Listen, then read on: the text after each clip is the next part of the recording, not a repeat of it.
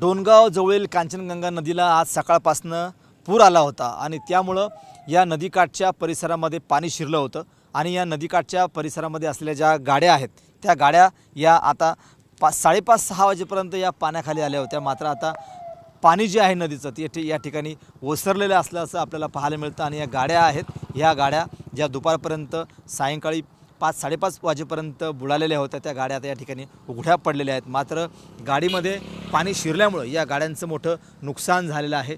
एकंदरीत पाहिलं तर आज सकाळपासून या कांचनगंगा नदीला पूर आला होता।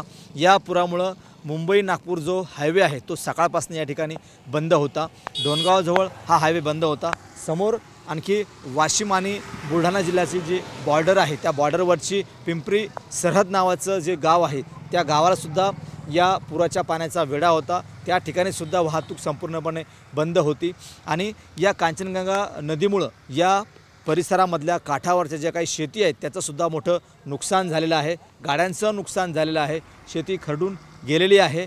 ज्या शेतकऱ्यांनी शेतामध्ये आपलं बियाणं पेरलं होतं ते सुद्धा खरडून गेलं आहे। एकंदरीत पाहिलं तर मोठं नुकसान जे आहे ते आज या मुसळधार पावसामुळे या परिसरातल्या शेतकऱ्यांचं झालेलं आहे।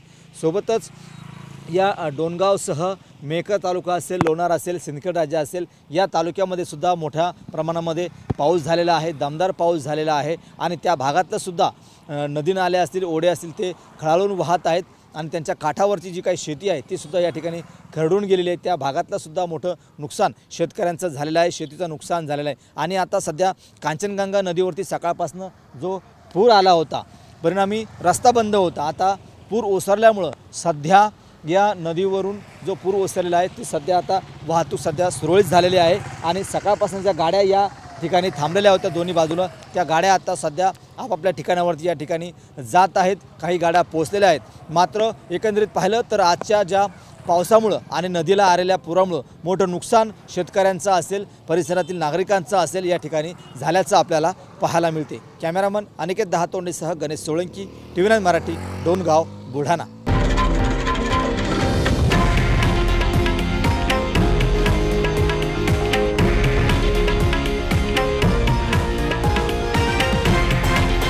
हे आहे देशातील नंबर 1 न्यूज नेटवर्क आणि आपण पाहत आहात TV9 मराठी, एकमेव।